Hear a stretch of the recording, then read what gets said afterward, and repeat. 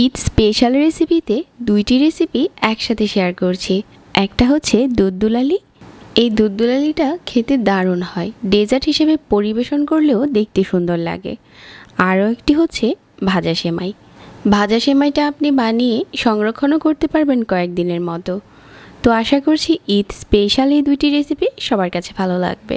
প্রথমে আমরা দুধ দুলালিটা রান্না করে নিচ্ছি। চুলায় প্যান বসিয়ে 3 কাপ নিয়ে নিচ্ছি লিকুইড মিল্ক, আর এখানে 1/3 কাপ দিয়ে দিচ্ছি চিনি, 1/4 কাপের মতো পাউডার মিল্ক, 1/4 চা চামচ লবণ আর চিমটি পরিমাণ এলাচের গুঁড়ো। চাইলে এখানে আস্ত এলাচটাও দেওয়া যাবে। তারপর সব কিছু একসাথে মিশিয়ে নিয়ে জাল করতে হবে। মিল্কটা যখন ফুটতে শুরু করবে আর কিছুটা ঘন হয়ে যাবে, ঠিক এই পর্যায়ে চুলার অন্য পাশে নিয়ে আঁচ কমিয়ে এই মিল্কটা চুলাতে বসিয়ে রাখতে হবে। চুলায় আরও একটি প্যান বসিয়ে 1 টেবিল চামচ নিয়ে নিচ্ছি ঘি, আর কাঠবাদাম কুচি দিয়ে দিচ্ছি, আর দিয়ে দিচ্ছি কিছু বাদাম কুচি। বাদাম যার যার পছন্দ অনুযায়ী। এখানে 1/2 কাপ নিয়েছি চিকন সেমাই। সেমাইটা দিয়ে অল্প আঁচে নেড়েচেড়ে ঘিয়ের সাথে ভাজতে হবে। আপনারা চাইলে এখানে কালারফুল সেমাইটাও নিতে পারেন। ঘিয়ের সাথে যখন কিছুক্ষণ ভাজা হয়ে যাবে আর সেমাইয়ের কালারটা লাল হয়ে যাবে, ঠিক এই পর্যায়ে যে আমরা মিল্কটা আগে থেকে জাল করেছিলাম ওইটাতে দিয়ে দিতে হবে।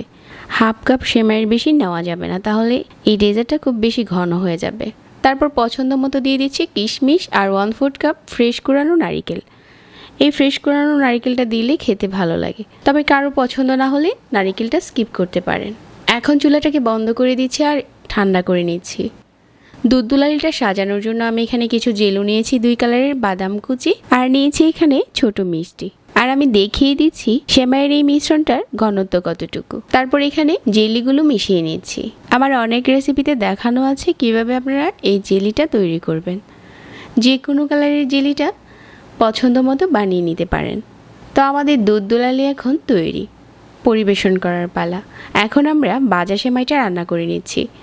2 টেবিল চামচ দিয়ে দিচ্ছি ঘি, পরিমাণ মতো কিশমিশ, 1 প্যাকেট সেমাই দিয়ে দিচ্ছি, আর এখানে 2 টেবিল চামচ পাউডার মিল্ক আর 1/4 কাপ চিনি, 1/4 চা চামচ এলাচের গুঁড়ো। তাহলে খুব সুন্দর একটা স্মেল আসবে।